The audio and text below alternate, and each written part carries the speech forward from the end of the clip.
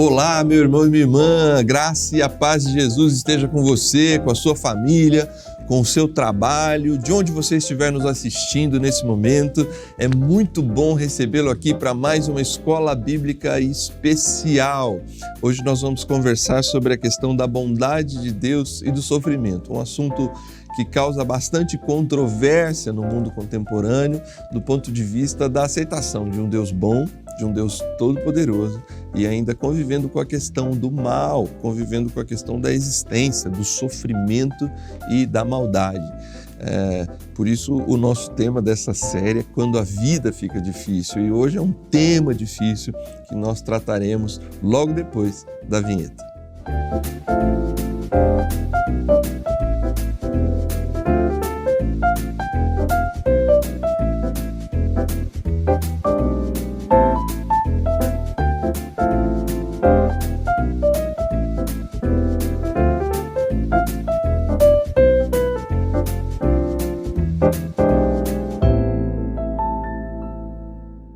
Muito bem, estamos de volta, é muito bom recebê-lo e eu peço aí que você compartilhe o link da Escola Bíblica Especial com seus amigos, suas amigas, irmãos de fé e caminhada cristã, líderes da sua igreja local, gente que ama o estudo da Palavra de Deus e pode, juntamente conosco aqui, aprender um pouco mais da Palavra dele para as nossas vidas. Na verdade, todos nós aqui no programa, todo dia, toda lição, a gente também aprende bastante com aquilo que cada professor aqui, cada convidado nosso traz de aprendizado da Palavra de Deus e ainda mais com um tema como esse, né? Semana passada nós conversamos na primeira lição sobre a existência, como o sofrimento passa a existir no mundo criado por Deus. E essa lição é uma lição importantíssima, porque nós vamos conversar sobre esse equilíbrio, ou melhor, essa tensão existente no mundo criado por Deus. Um Deus bom, um Deus todo-poderoso e vivendo em face desse problema da maldade. Para isso, não poderia ser diferente. A gente está aqui com um dos nossos professores mais brilhantes aqui das últimas séries de estudos aqui da Escola Bíblica Especial para nos ajudar. A batata quente vai ficar com ele aqui ao longo de toda a lição. Pastor Jeremias, seja muito bem-vindo, pastor. É um privilégio recebê-lo mais uma vez para participar, colaborar com a gente no estudo desta série de lições. Amém. A paz. Graça e paz para você que está assistindo e tem frequentemente nos acompanhado. Isso é maravilhoso. Hoje nós temos um assunto bastante intrigante, mas ao mesmo tempo um assunto que traz para o cristão, para aquele que tem a certeza de fé, algo que ele pode defender com bastante certeza.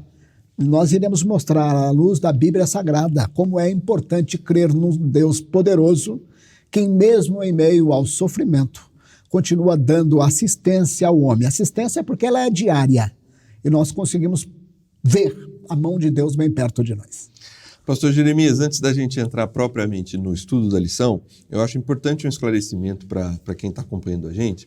Geralmente quem acompanha a gente não tem um problema em defender essas duas coisas, porque a maioria daqueles que assistem à Escola Bíblica Especial tem grande respeito, apreço pela Palavra de Deus e entende a Palavra de Deus, a Bíblia Sagrada, como palavra revelada de Deus, o que ela realmente é. Por que a gente precisa, nesse tempo, conversar sobre esse tipo de assunto? Porque esse tipo de assunto, de alguma forma, óbvio, ele beira o limite do questionamento da existência de Deus. Aliás, é até a primeira pergunta que a gente entra daqui a pouco. Mas esclareça para os nossos irmãos a necessidade desse tipo de discussão, tendo em vista esse tempo, essa contemporaneidade, né, dos nossos filhos, netos, nas universidades, aprendendo tantas coisas aí ao longo da vida, lendo os grandes filósofos. Por que é importante a gente investir tempo nesse tipo de tema? Esse tema é de fato importante porque quando você professa que serve a Deus ou que crê na existência de um Deus todo-poderoso e que governa todo o universo, e sua vida está indo bem, isso é fácil. É fácil você defender essa sua ideia.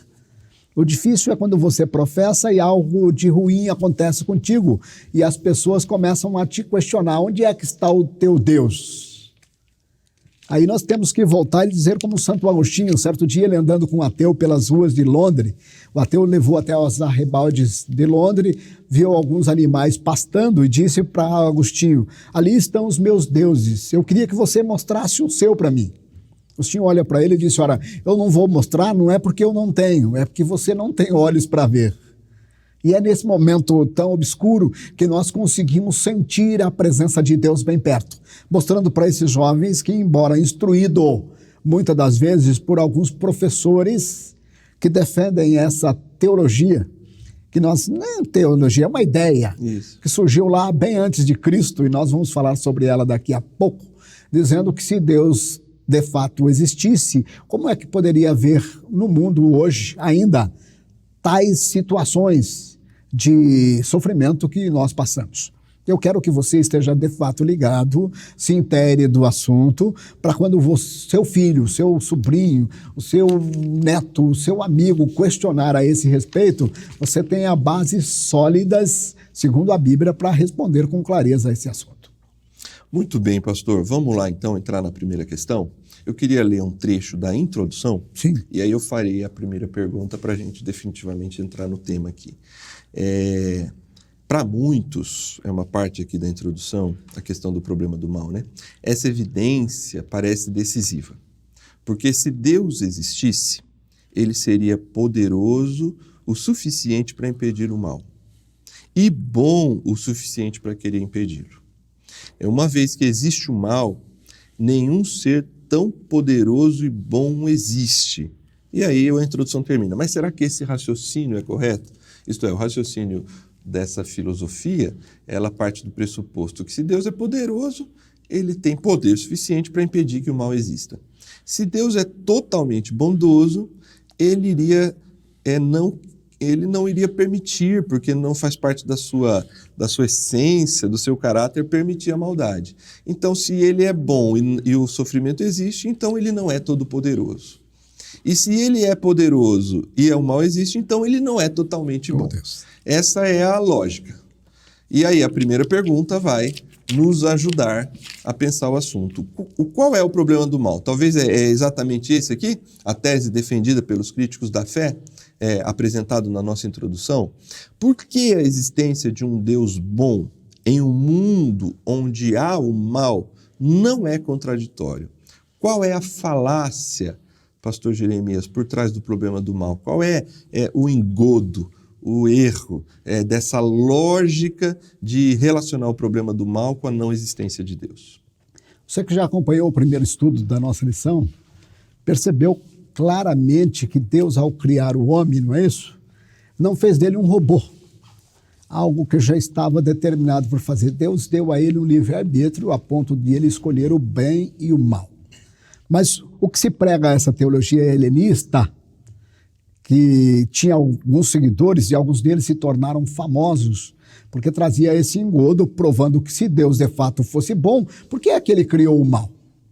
Mas como é que nós saberíamos se isso é mal ou bom sem antes experimentá-los? E se Deus tem esse poder, como nós falamos, ele é o Todo-Poderoso, por que é que ele permitiu que o homem se enveredasse por esse caminho? É por esta razão que Deus é de fato maravilhoso, poderoso e grande, e que nós iremos mostrar hoje à luz da Bíblia Sagrada sobre isso. Se você voltar, Júnior, para a nossa língua portuguesa, nós temos algumas dúvidas que parecem insolúveis. Por exemplo, por que tudo junto se escreve separado?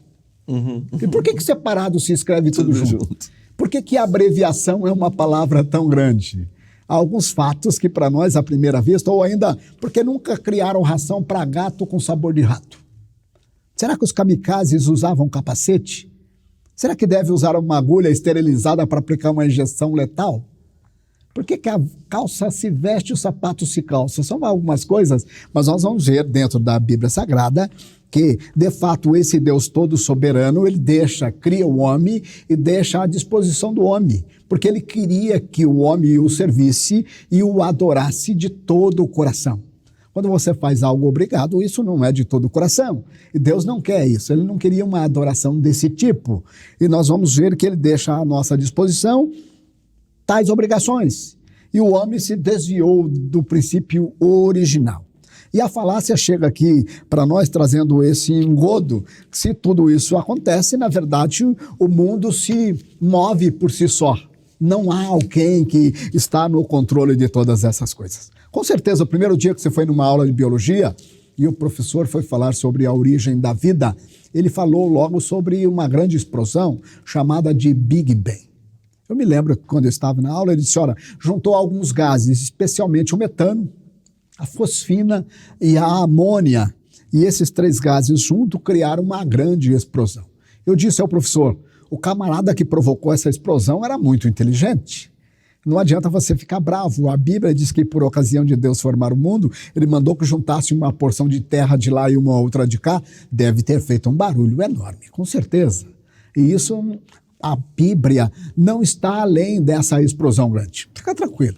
Se teve essa explosão, tinha alguém para controlar tudo isso. E esse Deus controlador continua ainda hoje a direcionar esse mundo para um local em que ele próprio dizia anteriormente que ele está no controle dele, controlando o giro, inclusive. Tanto o giro em torno do Sol como em torno de si mesmo. Você já estudou sobre isso, sobre os movimentos de rotação e translação? E sabe que isso, na verdade, é direcionado por Deus. E a Bíblia diz que ele não perde essa sua essência.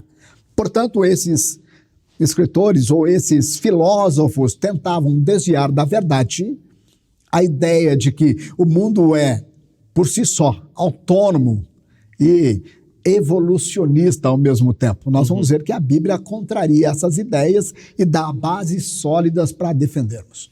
Muito bem, pastor. Eu costumo colocar um outro atributo de Deus junto com esses dois. Sim. A gente vem com a sua onipotência e a sua bondade. Eu costumo trazer para junto dessa estrutura a sua justiça. Poder, justiça e bondade de Deus. Porque o texto de Gênesis 50, que está aqui nesse texto, é José, né? Opa, que direciona legal. Conversando com seus irmãos, né? E aí ele vai falar, o mal que vocês me fizeram, Deus tornou em bem. E aí aqui a gente vê, nesse texto, ajuda também ao irmão que está em casa, a irmã que está em casa, perceber a falácia. Porque o Deus Todo-Poderoso e o Deus Todo-Bondoso, ele usa inclusive a maldade dos irmãos de José para os seus fins, para os seus intentos poderosos e para cumprir a sua bondade na vida de José e do mundo lá de então, que precisava de alguém para resolver como é José, essa pessoa que vai ser esse administrador do mundo de então, da grande nação de então, para que haja mantimento na casa das pessoas. Se você conhece bem a história de José, imagine se acontecesse metade do que aconteceu com ele e contigo. Você também teria motivos fortes para dizer que Deus é fato, não existe. Lembra disso? Ele tinha intimidade a ponto de sonhar com Deus e ter algumas revelações. E quando as contava aos seus irmãos sorriam dele. E após certo tempo, o próprio José dá a impressão que ele para um momento e falou, Senhor, mas de fato tu está comigo ou não está? Irmão, não chegou ainda o momento de Deus. Deus é tão bom, como disse o pastor Júnior aqui, ele permite que algumas coisas aconteçam, mas ele é tão maravilhoso que ele já provê lá adiante o motivo pela qual você vai retornar e vai abrir os seus olhos para ver a glória dele. Isso aconteceu com José, e ao falar tais coisas aos seus irmãos ainda não sabiam, né? Ele falou, o que aconteceu comigo? Mas o que aconteceu contigo? Algumas coisas estão acontecendo na tua vida hoje, não chega nem aos pés do que aconteceu ao José, mas fica tranquilo que Deus é poderoso para revertê-las em bênção. É isso aí. Não só para você, mas para outras pessoas, seja elas da sua casa, que foi o caso de José, como para toda a humanidade. Muito bem. Seguindo na questão número 2, que eu acho que o tema vai ampliando, né? O autor aqui da lição cita alguns textos bíblicos, Jó 38, alguns versos aí de Jó 38, Isaías 55, Romanos 11, e comentar com os demais alunos sobre a importância de reconhecer que o nosso conhecimento sobre o sofrimento é limitado. A gente fala de José. José ele tem uma compreensão de que Deus tornou o mal em bem. Aqui a gente tem Jó, tem Isaías, tem o texto de Romanos, que vai apontar para essa grandeza do conhecimento de Deus diante da nossa própria, da maneira como nós compreendemos as coisas que estão acontecendo, né? Então talvez esse é um outro argumento que ajuda a perceber que num mundo criado por um Deus poderoso e bom, a existência do mal, ela é possível. Nós não sabemos tudo, né? Por mais inteligente que você seja, e aí eu vou dizer para você, tem uma grande diferença entre ser inteligente e ser sábio, são duas coisas. A inteligência você aprende na escola e ela vai aflorando no dia a dia. Sabedoria não, essa vem de Deus. E o Jó chega ao ponto de ter uma própria conversa com Deus e Deus responde, mas quem é tu para questionar comigo? Onde é que você estava quando eu dei forma à terra? Quando eu fiz separação entre a porção seca e a porção úmida chamada de água, onde é que você estava? Por que é que você está querendo questionar os meus ensinamentos? Isso é sabedoria. Aí o próprio Jó, lá no capítulo 28, ele diz assim, de onde vem a sabedoria e onde é o lugar da inteligência? A terra diz assim, ouvimos com os nossos ouvidos a sua fama.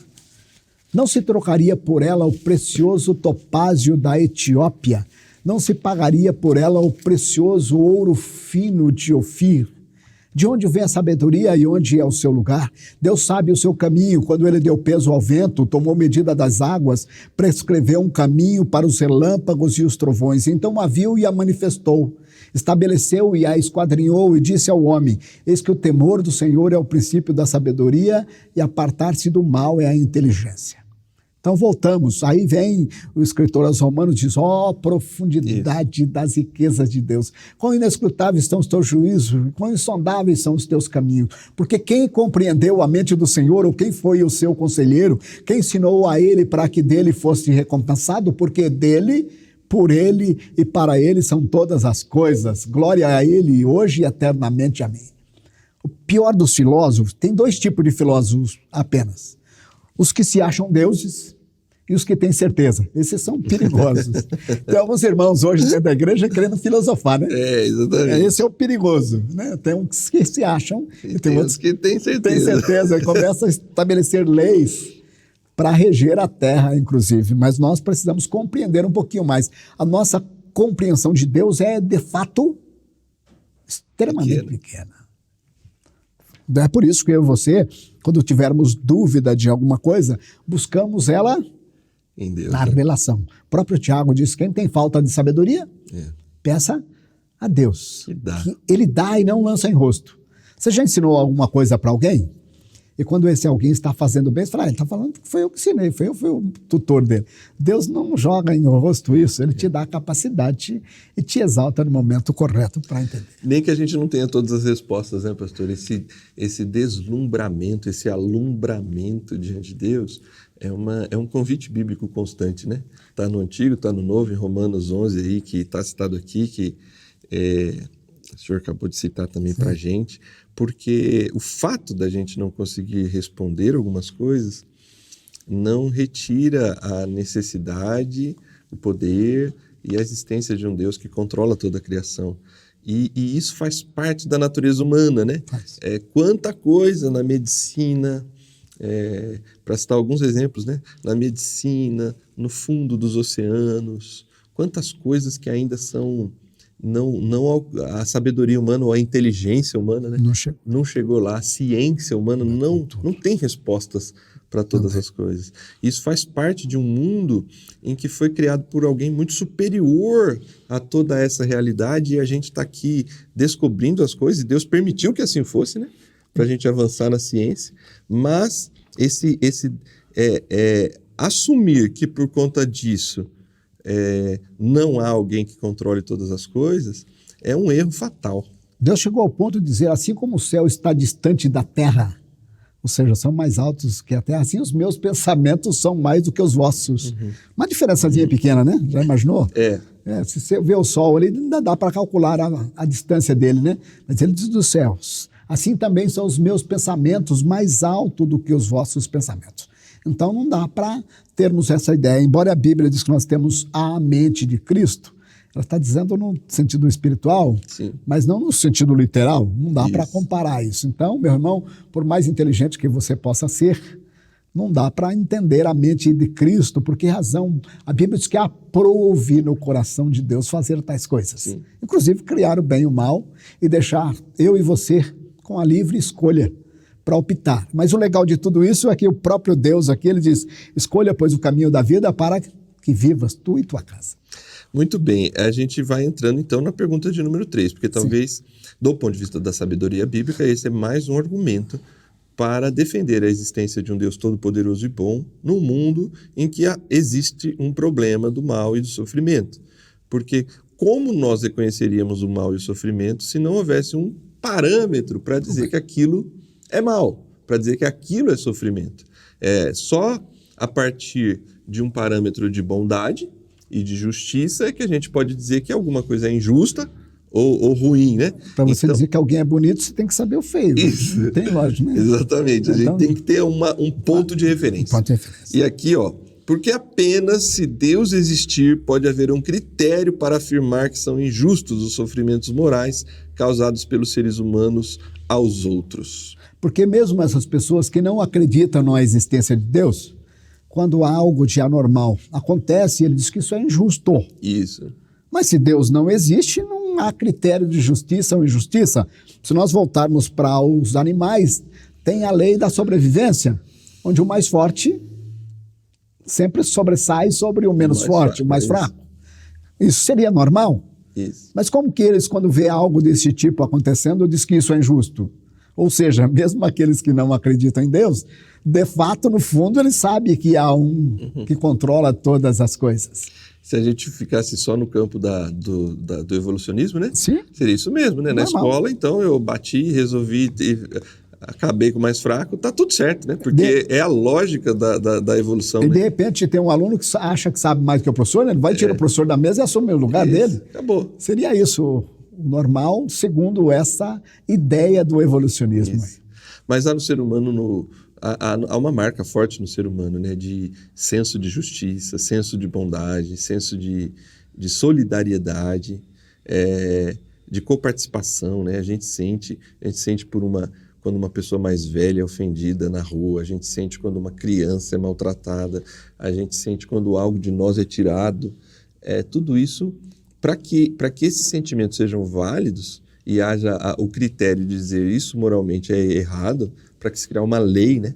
Não precisa ser religiosa, uma lei civil, né? Uma lei civil. E, dependente se você já foi ou não a uma igreja, você sabe o que é certo e o que é errado.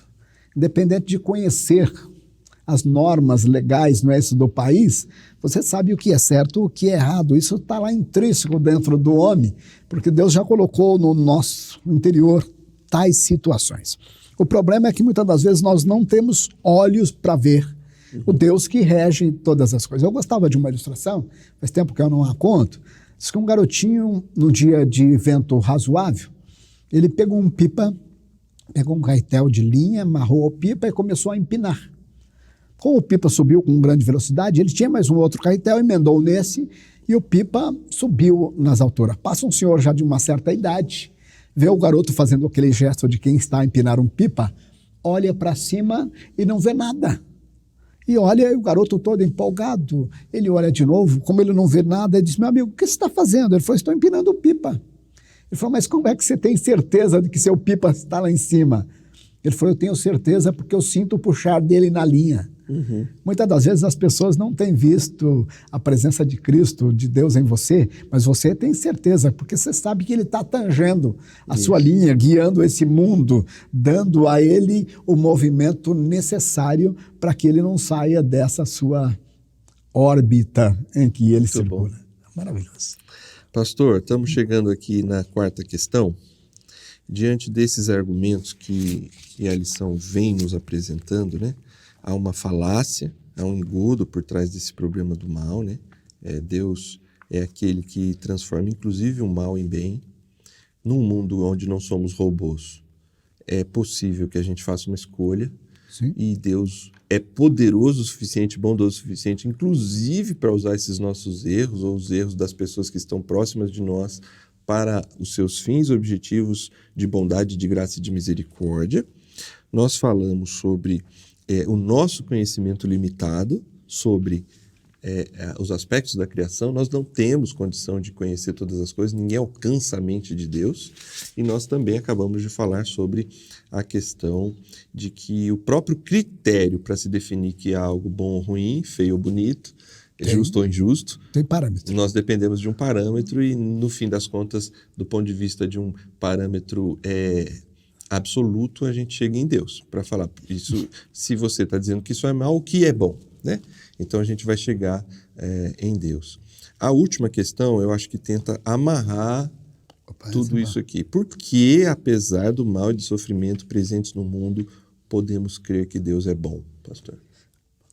O legal da Bíblia é que todo o trecho da Bíblia, ou toda a sua escritura, ela prova que Deus é bom o tempo todo.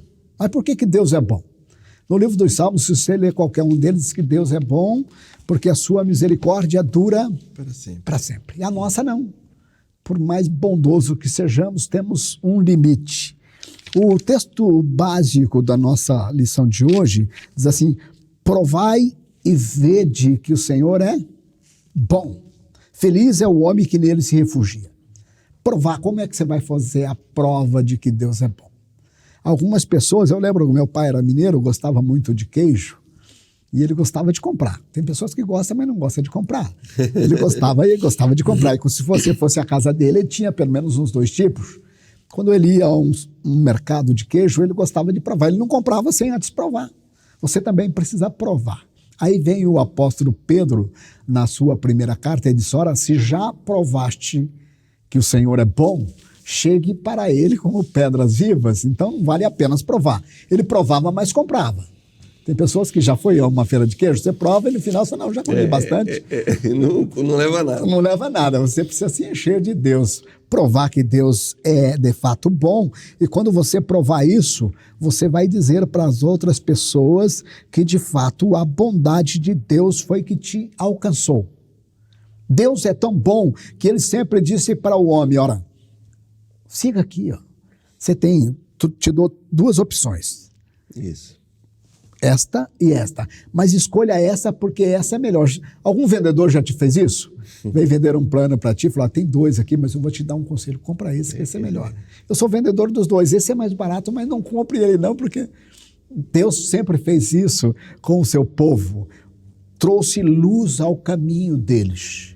Alguns deles, embora sendo de fato infiel, portando-se de maneira errada, Deus levantou um servo seu e disse: vai lá e diga para ele que eu estou dando a ele uma oportunidade. Só um Deus maravilhoso para fazer isso.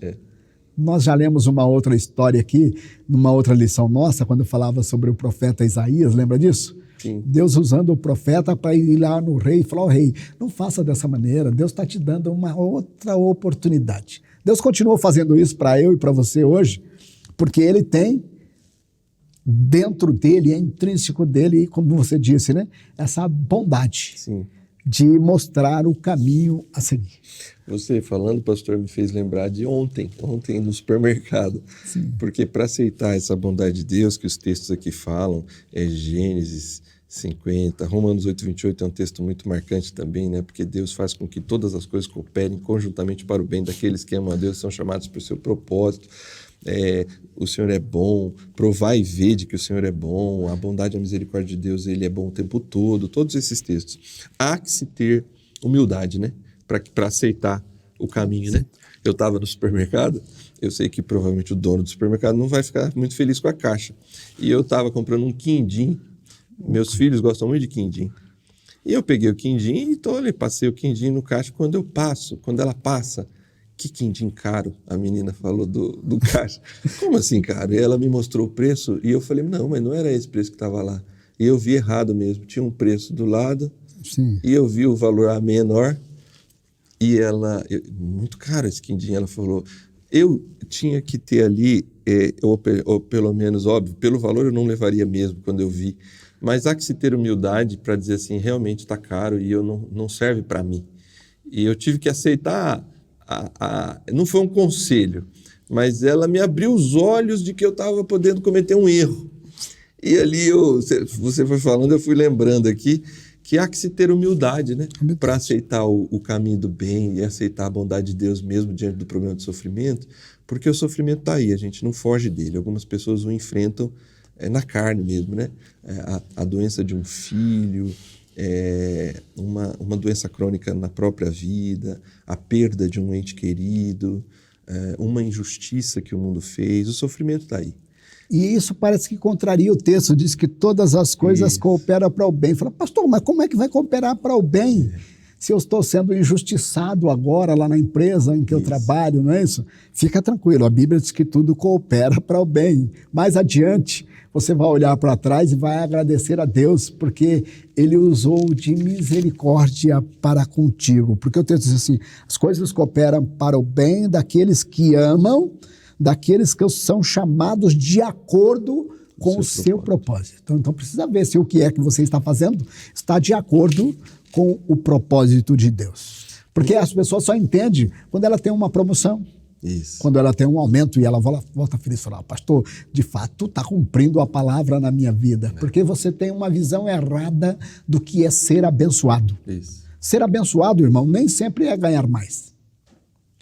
Ser abençoado é ter a alegria de Deus no coração, a certeza da vida eterna. Agora, se você puder ter a certeza da vida eterna, a alegria de Deus no coração e ganhar mais, eu quero ser, inclusive, seu amigo.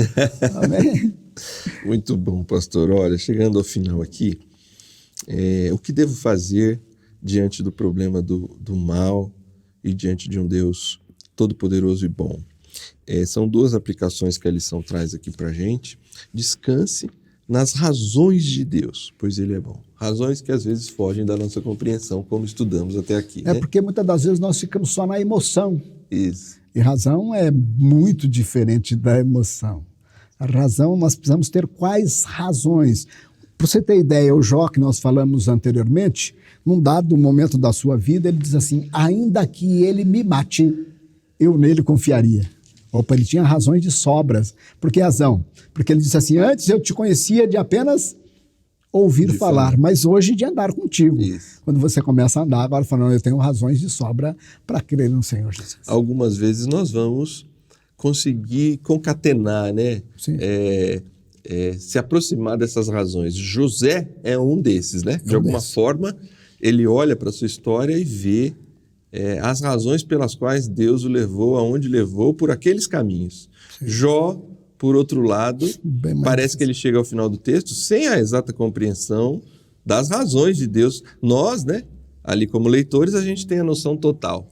Mas Jó parece que ele diz essas palavras se humilhando, né, se submetendo ao amor e à bondade de Deus. Ele vê a situação dele melhorar, mas talvez ele olhe para a história. Então, assim, descansar nas razões de Deus não significa que nós vamos sempre conhecer as razões de Deus, né? Descansar, irmão, é muito mais do que confiar. Muitas das vezes a gente confia, mas confia cansado. Você fica... Não, já imaginou, você tem, por exemplo, um filho, e ele quer sair, é a primeira vez que ele está saindo, ele fala, mãe, eu vou... E a mãe fica preocupada, né? E 10 em 10 minutos ela está ligando para ele. Aí fala, mas você confia ou não confia? Quando você confia, fica tranquilo. Ainda que passou do horário que ele prometeu de voltar, fala, não, estou tranquilo, porque ele sempre cumpriu com as obrigações e eu tenho certeza que ele estava. Se ele não chegou em tempo, é porque algo diferente aconteceu. Isso é confiar e descansar, a ponto de poder dormir esperando no Senhor. Fica tranquilo, meu irmão. Se Deus te prometeu algo maravilhoso e não aconteceu, vai acontecer, porque a promessa dele é verdadeira, a ponto do Paulo dizer, eu sei em quem tenho crido, e estou bem certo de que Ele é poderoso para guardar o meu depósito até o dia final. Muito bem. Na outra aplicação aqui desfrute das dádivas de Deus, pois Ele é bom. A gente está aqui, e essa lição vai falar muito sobre isso, sofrimento e dor, mas às vezes a gente fecha os olhos para toda a bondade, criatividade, beleza que existe no mundo, né? diante da maldade e sofrimento, né? Quando Pedro conversa com Cristo, ele falou, e nós que deixamos tudo e te seguimos, o que vamos receber? Ele falou, 100 vezes mais agora. Tem irmão perdendo esses 100 vezes mais. Ele está tão preocupado com a vida eterna que deixa de viver, irmão. Você é crente, servo do Senhor Jesus, mas dá para desfrutar as bênçãos do Senhor no mundo que nós vivemos. Embora o mundo esteja tão ruim, mas tem momentos de alegria em que nós parecemos que estamos já no céu. Sim. Porque desfrutamos a bênção de Deus. E um momento desse gostoso é esse que você vai passar agora nesse final de semana aí na igreja, estudando esse assunto com outros irmãos que têm a mesma fé que você, a ponto de você se alegrar com eles, desfrutando do que Deus já preparou para nós. Eu costumo comparar esse assunto desse ponto de vista, né, da gente conseguir enxergar as dádivas de Deus, com a questão do crítico, né? Sim. Geralmente, na igreja local, na empresa, em alguma situação, a gente tem algumas pessoas críticas. E o crítico, geralmente, a voz dele fala mais alto, né? Incomoda mais. Parece que todo mundo é crítico. Mas são 2 ou 3. No máximo. E aí, só que dói tanto que a gente não consegue ver a bondade de todo o povo que está ao nosso redor, das outras pessoas que trabalham com a gente, ou da igreja que nós temos, dos nossos líderes, porque a gente fica tão focado naqueles que veem crítica e maldade em tudo, que parece que todo mundo pensa daquele jeito e a gente não consegue ver o bem que está ao nosso redor, né? E é um privilégio, irmão, ser cristão. Você que tem algumas pessoas que você só teve contato com ela, só amizade com ela por causa do evangelho. Você nunca teria condições de ser amigo delas. E nessas condições, Deus proporciona isso para você como uma dádiva. Dádiva, como diz um amigo meu, perguntei para ele, o Chino, ele falou, é uma dádiva de Deus. É isso mesmo, é uma bênção que Deus dá para eu e para você, para usufruirmos aqui. Não é lá no céu, não. Lá teremos uma outra, mas por enquanto vamos vivendo com o coração alegre, prazeroso na presença de Deus. Amém. Pastor Jeremias, foi muito bom esse papo aqui nosso. Mas já acabou? Tá acabando aqui, ó. Você viu? Hoje a gente correu com esse assunto aqui. Amém. Nós conversamos bastante sobre esse tema. Eu queria que, antes da nossa oração final, você pudesse deixar uma mensagem aí para os nossos irmãos, principalmente aqueles que estão sofrendo. Porque já conversamos isso em outras lições, nessa com certeza voltaremos a conversar. O fato de ser cristão não impede que a gente enfrente sofrimentos. E com certeza tem pessoas, irmãos e irmãs que nos acompanham, que estão vivendo situações reais de sofrimento hoje nas suas vidas. Eu peço que antes, como uma aplicação final aqui dessa lição, deixe uma mensagem para essas pessoas, do ponto de vista da bondade de Deus, do amor de Deus sobre as suas vidas, para que a gente depois aí sim a gente faça a nossa oração. Tá. O apóstolo Pedro, ao escrever a sua carta, ele diz assim, não estranheis a ardente prova que vem sobre vós para vos tentar. Vai ter sofrimento, você não vai atender, mas você vai se alegrar no fato de ser participante com Cristo.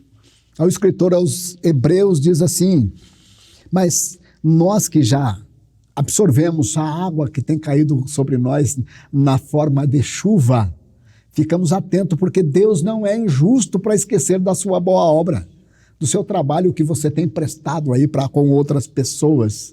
Você é abençoado de Deus, irmão. Você tem sido bênção de Deus para as pessoas. É como um pé de goiaba plantada junto ao muro. Não sei se já teve uma casa, você mora em apartamento, mas quem mora em casa térrea, tem lá um pezinho de goiaba, aí ele cresce junto ao muro. O vizinho do lado passa abaixadinho do lado, de vez em quando pega uma delas. O crente é assim, ele é abençoado. O vizinho seu é abençoado através das suas orações. Quando você faz a sua oração, você faz, não, Senhor, abençoa meu vizinho aqui da esquerda, meu vizinho aqui da direita, o outro de trás. Você abençoa outras pessoas. Isso já não foi dado pelo próprio Deus lá na pessoa de Abraão, lembra disso? Sim. Quem tu abençoar, será abençoado. E quem tu amaldiçoar? Será amaldiçoado. Mas você viu algum trecho do Abraão amaldiçoando alguém? Não. Não. O servo de Deus, aquele que tem alegria, ele abençoa as outras pessoas, mesmo essas que não entendem, nesse primeiro momento, de que Deus existe. Quando a coisa apertar, você passar por uma situação difícil, você vai procurar um Deus. E você, como servo de Deus, vai ser bondoso o suficiente para levantar a mão e abençoar essa pessoa. Portanto, meu irmão, use da bênção que Deus te deu, da compreensão e sabedoria que Ele te capacitou para auxiliar outras pessoas no entendimento de que Deus é supremo Criador. Amém, amém. Obrigado, pastor, mais uma vez. Sempre bom contar contigo aqui na Escola Bíblica Especial. Faça uma oração, por favor, para a gente encerrar esse estudo. Amém. Vamos orar. Se puder orar comigo aí, ore também.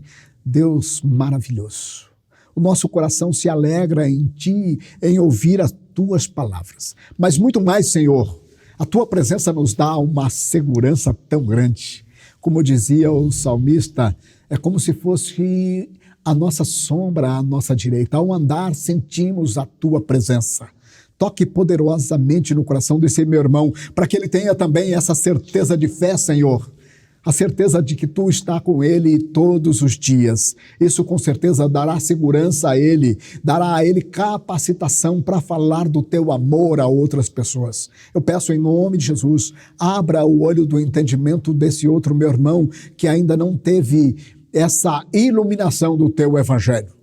Clareie, Senhor, os olhos dele, dê graça no coração, satisfação na alma, em crer num Deus que controla todo o universo. Nós Te louvamos pelo Teu cuidado e amor para conosco, no nome de Jesus. Amém. Amém. Obrigado, pastor, mais uma Amém. vez. Obrigado você que nos acompanha aí direto da sua casa ou de qualquer outro lugar que você estiver acompanhando a Escola Bíblica Especial. Terminamos mais um estudo e na semana que vem nós continuaremos nesse estudo desta série Quando a Vida Fica Difícil. Permaneça com a gente, continue sendo bênção aqui para o canal TV Viva Promessa através da sua contribuição, através da sua participação e da divulgação também dos nossos conteúdos. Na semana que vem nos encontramos para continuar essa série de estudos. Deus te abençoe.